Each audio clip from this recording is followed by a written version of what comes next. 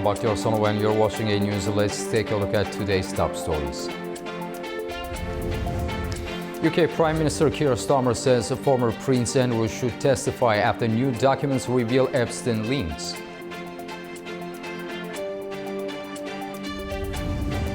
Israeli airstrikes across Gaza killed at least 32 people as the Rafah border with Egypt opened after 2 years. And Iran's top security official says talks with the United States are progressing as both sides take steps to avoid military conflict.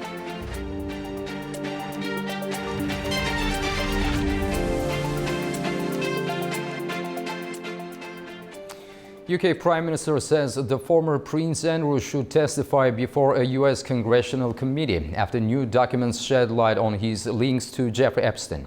The files have also triggered political reaction in Washington, including comments from President Donald Trump. UK Prime Minister Keir Starmer says the former Prince Andrew should testify before the US Congress over his links to convicted sex offender Jeffrey Epstein. His comments follow the release of new Justice Department files in the United States on Friday. The documents suggest Andrew stayed in contact with Epstein for more than 2 years after his 2008 conviction.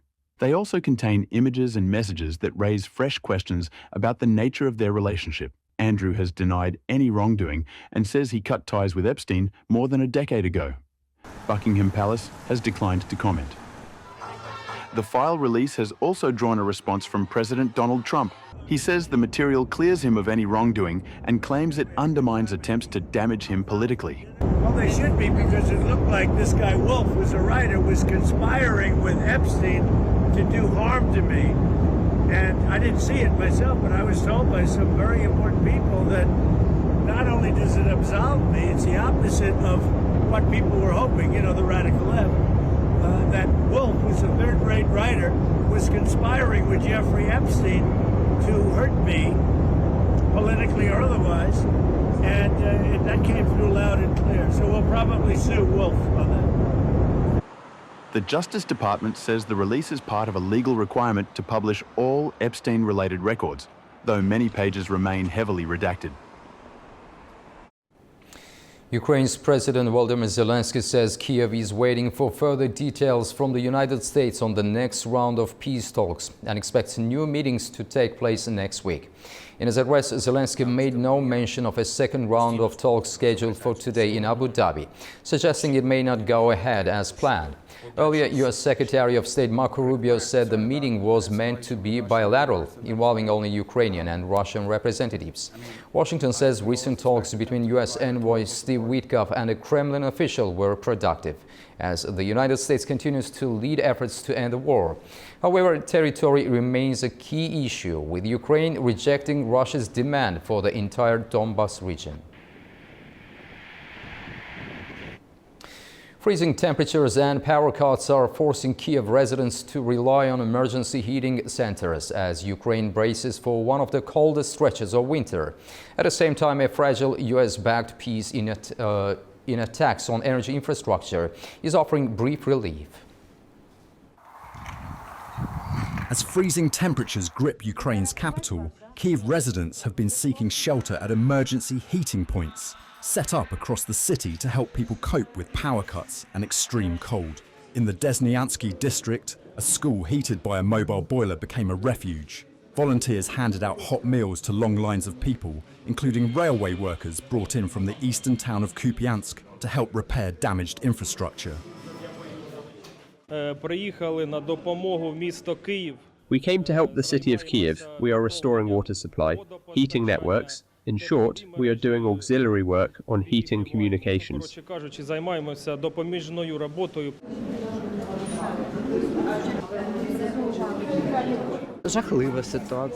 The situation is terrible, horrific. It was impossible to imagine that such a thing could happen in the 21st century. Weather forecasts warn temperatures could drop to minus 22 degrees Celsius in the coming days. School staff say they are prepared to keep facilities open around the clock as conditions worsen. We are doing this for victory, so that victory is ours, so that everything is fine. Meanwhile, Ukrainian President Volodymyr Zelensky said there were no strikes on energy facilities overnight, following a US-backed agreement aimed at reducing attacks on critical infrastructure. Speaking in his nightly address, Zelensky said Ukraine did not hit Russian energy targets and was ready to continue observing the pause. Американська сторона говорила про утримання від ударів по The American side spoke about refraining from strikes on energy infrastructure for 1 week, and the countdown began last night. How this proceeds depends, of course, on our partners, primarily the United States. пройде Україна Ukraine is ready to mirror this restraint, and today we did not strike Russian energy facilities. ударів по російських енергооб'єктах. Russia has agreed to a request from US President Donald Trump to halt airstrikes on Kyiv until February 1st, as Washington pushes for a diplomatic path to end the war. Ukraine says it is prepared to reciprocate. The head of the International Atomic Energy Agency has warned that the war in Ukraine remains the world's greatest threat to nuclear safety as the conflict approaches its 5th year. UN Nuclear Watchdog Chief Rafael Grossi told the agency's Board of Governors that fighting around nuclear facilities continues to pose serious risks. He said the agency is providing regular updates on conditions and Ukraine's nuclear sites.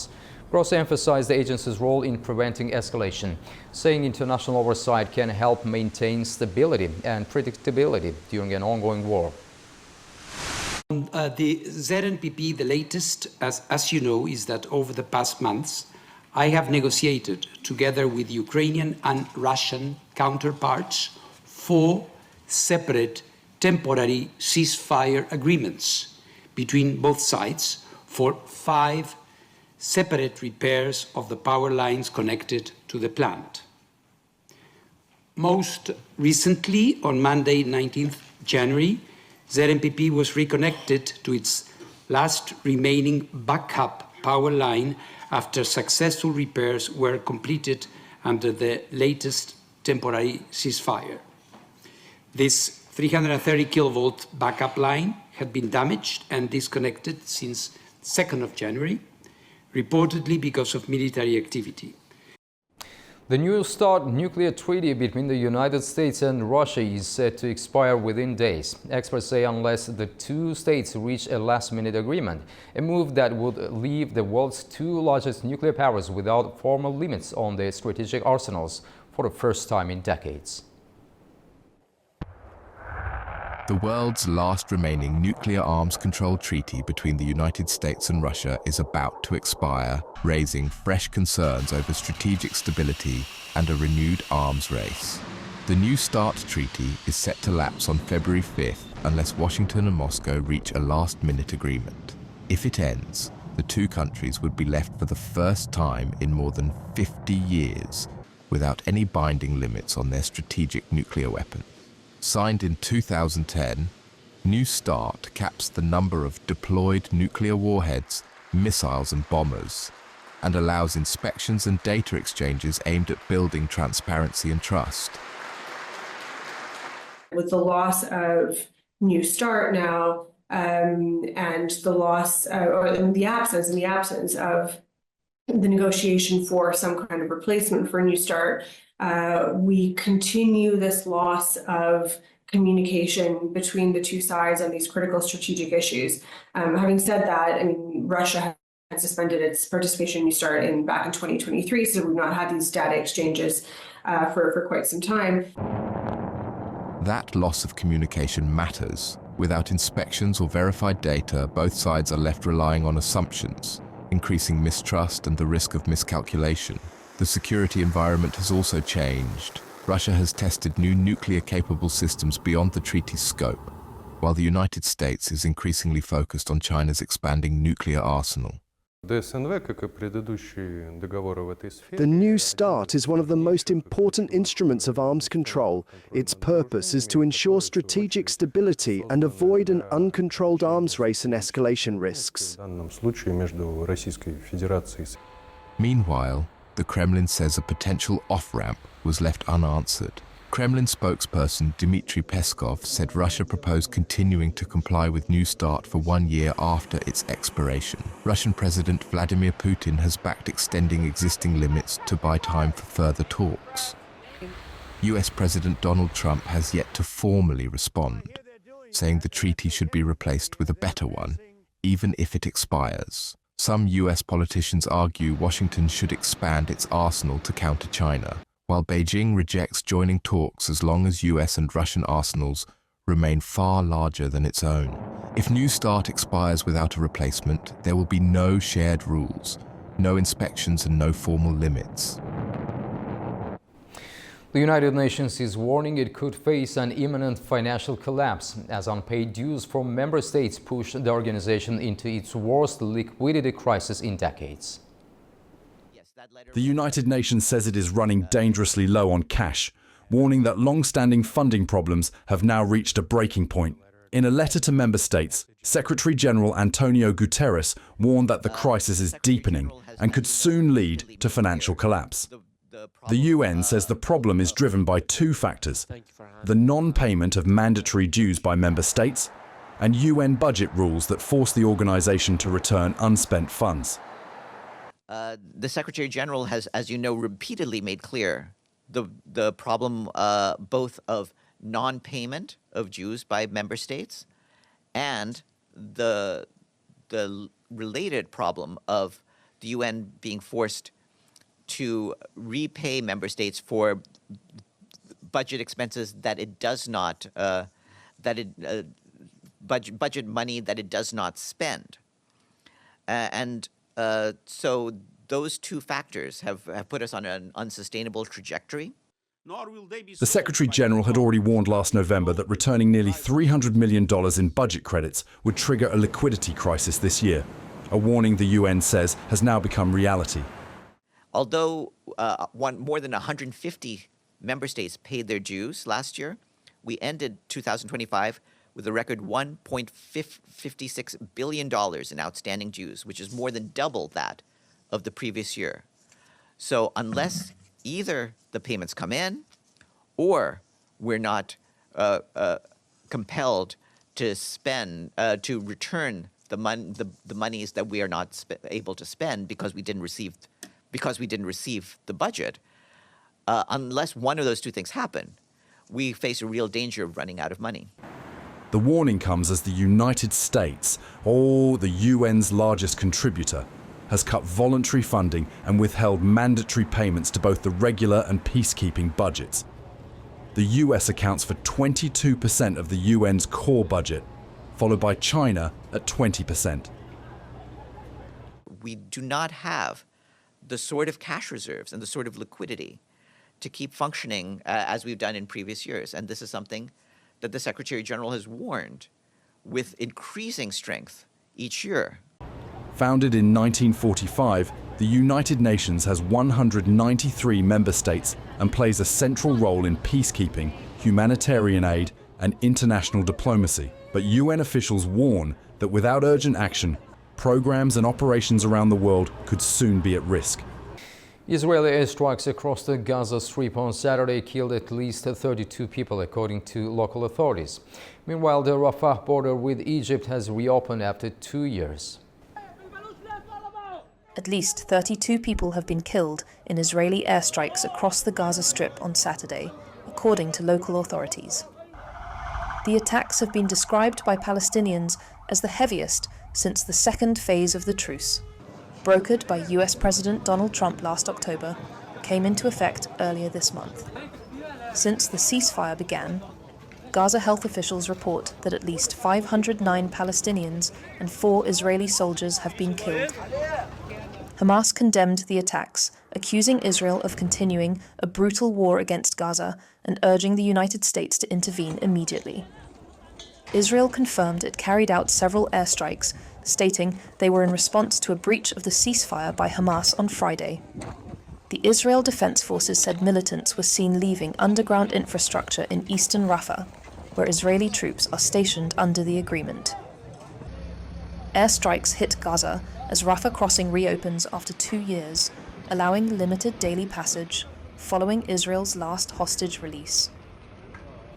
Egypt condemned the strikes, calling for both sides to exercise restraint, while Qatar also criticized what it termed repeated Israeli violations of the ceasefire.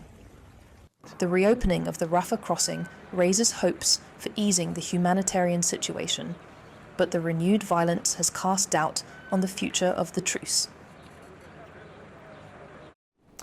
The United States has approved more than $15 billion in new arms sales to Israel and Saudi Arabia as tensions remain high across the Middle East.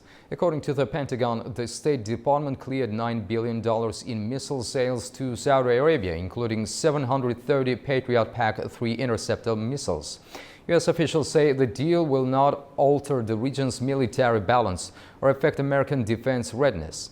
Israel, meanwhile, is set to purchase 30 Apache attack helicopters, thousands of joint flight tactical vehicles, and additional military equipment totaling almost $6.7 billion. Congress has been formally notified of both arms packages. On the latest update on protests in Minneapolis, President Donald Trump has ordered federal authorities not to engage unless local officials request help or buildings are threatened. The move comes after weeks of unrest over federal immigration raids and the fatal shootings of 2 civilians, sparking widespread demonstrations across the city. US President Donald Trump has ordered on Saturday that the Department of Homeland Security not to intervene in protests in Democratic-run cities unless local authorities request federal assistance or federal property is under threat. He made the remarks on his social media. The move follows weeks of unrest in Minnesota, triggered by a major deployment of immigration enforcement officers and the fatal shootings of 2 civilians, Renee Good and Alex Pretty, by federal agents. Despite his new order, Trump stressed that ICE and Border Patrol will firmly defend federal buildings, saying courthouses and government property would not be allowed to suffer any damage.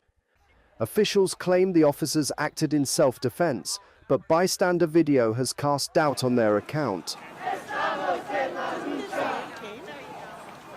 Minnesota officials had been calling for an end to the federal immigration crackdown through January, but on Saturday a federal judge rejected their bid to pause the operation.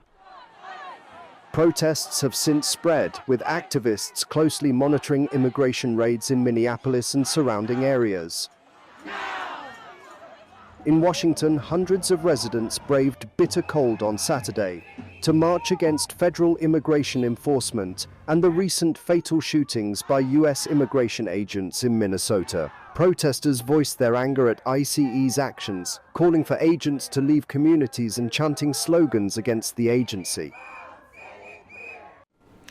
U.S. President Donald Trump has expressed confidence on Saturday that Washington can negotiate a deal with Cuba. The comments follow heightened U.S. pressure on countries supplying oil to Cuba, including threats of tariffs. This comes as Venezuela, Cuba's main oil provider for years, has halted deliveries, raising concerns about the island's economic and energy stability. What do you want to see from Cuba? I mean, what do you need to see to make that kind work of a deal? deal. I think we're going to work a deal with Cuba. I think, we'll be kind. We have a situation that's very bad for Cuba. They have no money, they have no oil. Venezuela, they live off Venezuelan money and oil. More than 200 people have been killed after a coltan mine collapsed in Eastern Democratic Republic of Congo. The accident happened at the Rubaya mine, one of the world's largest sources of coltan, a mineral widely used in mobile phones, computers and aerospace equipment. The site has been under the control of the AFC M23 rebel group since last year, and many miners work there for just a few dollars a day. Officials say the collapse occurred on Wednesday. Officials have not yet confirmed the total number of victims, but warn the toll is expected to rise. And now we'll take a look at the major stories from the region.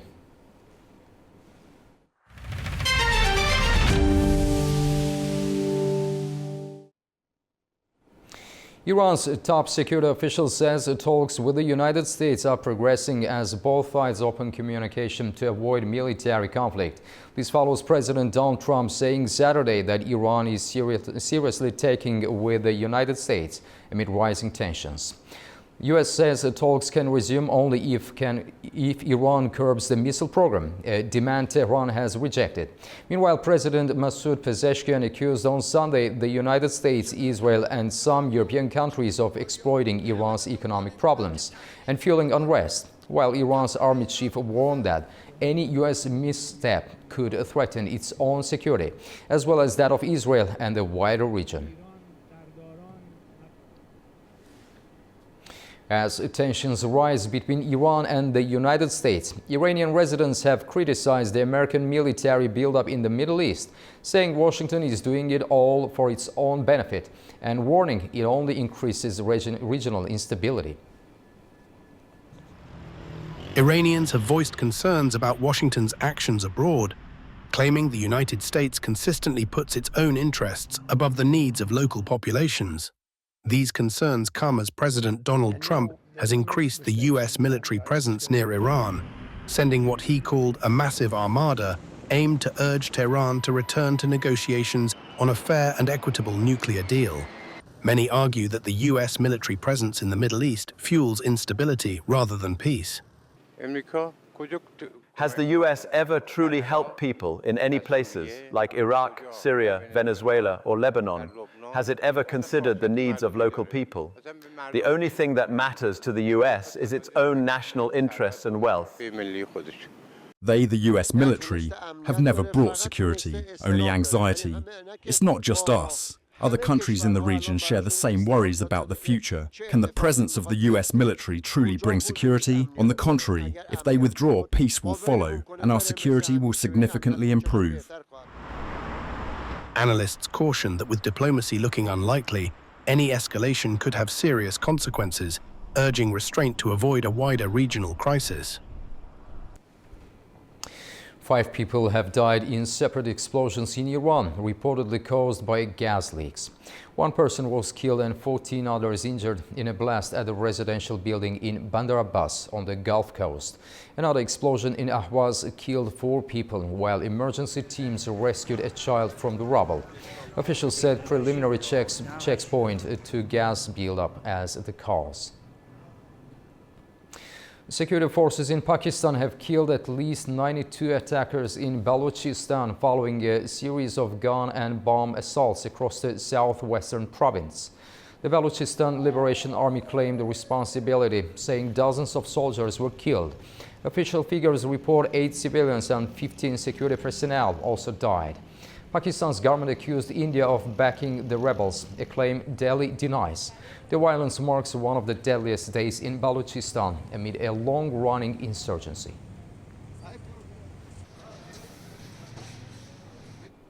The climate across Central Asia is worsening, with rising drought, desertification and extreme weather increasingly affecting daily life, as new data from Tajikistan highlights a sharp increase in dust storms across the region.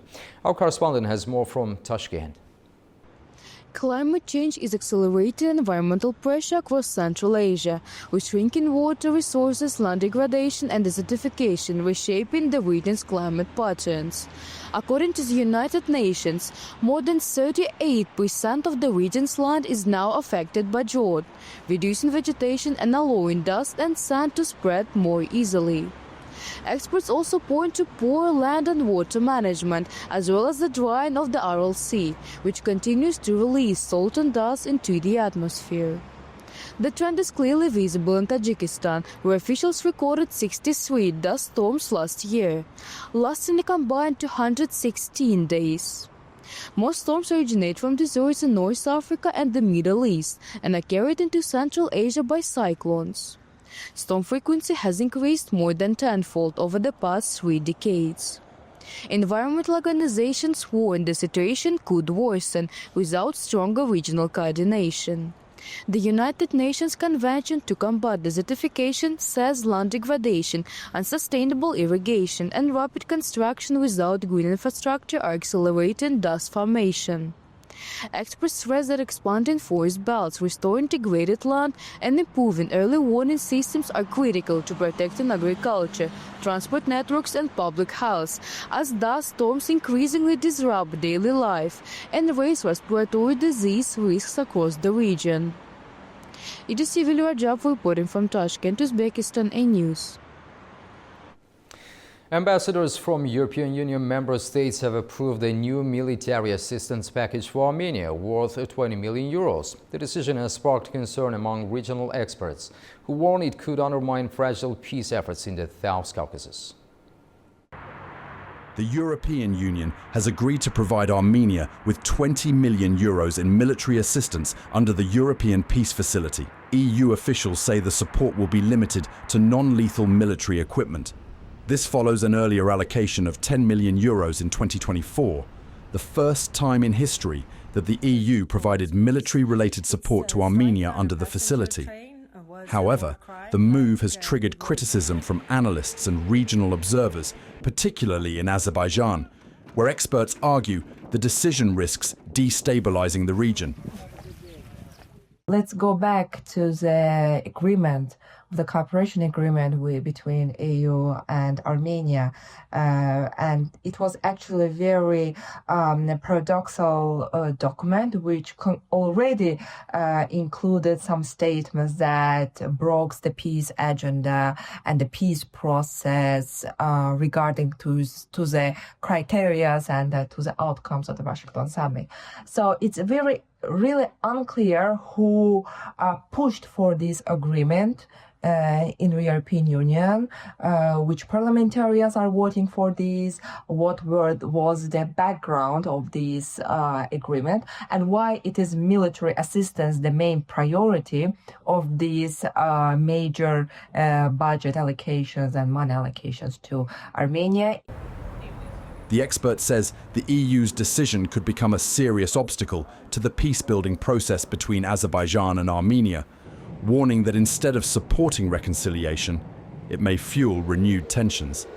If the conflict is over, it's not logical that EU giving so much budget, so much and many euros to Armenia because we are now on the peace process and there's no, let's say, military factor in the peace agenda.